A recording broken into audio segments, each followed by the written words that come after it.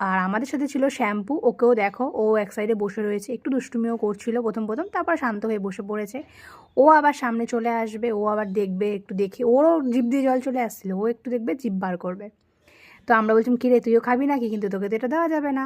তো যাই হোক, খুব সুন্দর করে আমরা গন্ধরাজ লেবুর পাতা, ধনে পাতা, লঙ্কা, নুন, চিনি সমস্ত কিছু দিয়ে সুন্দর করে জিনিসটাকে মেখে নিয়ে একদম, মানে কি বলবো, জাস্ট কিছু বলার নেই, মানে অসাধারণ বললেও কম হবে ওয়ার্ড, আরও যত যত ওয়ার্ড হয় সব ওয়ার্ড, মানে কি বলবো, আমার তো মনে হচ্ছে এক্ষুনি খেয়ে নিই, কিন্তু না, আমরা সবটা মেখে টেকে, চিনিটা যেহেতু একটু গলতে টাইম লাগবে ওই জন্য মেখে আমরা রেখে দিয়েছিলাম। তারপর একটুখানি চিনিটা ঠিক গলে একদম ঠিকঠাক মতন হয়ে গেছিলো বেশ, তারপরে খেয়েছি। আর এত সুন্দর, মানে বিশেষত গন্ধরাজ লেবুর পাতাটা দেওয়ার পরে এত সুন্দর স্মেল হয়েছে না, আরও দারুণ হয়েছে। বড়মশাই বলছে তুমি করছো, তোমাকে একটু দেখিয়ে নিই, তো ও আমাকে একটু দেখিয়ে নিচ্ছে ভিডিওর মধ্যে। আর আমার সত্যি কথা বলতে গেলে এইসব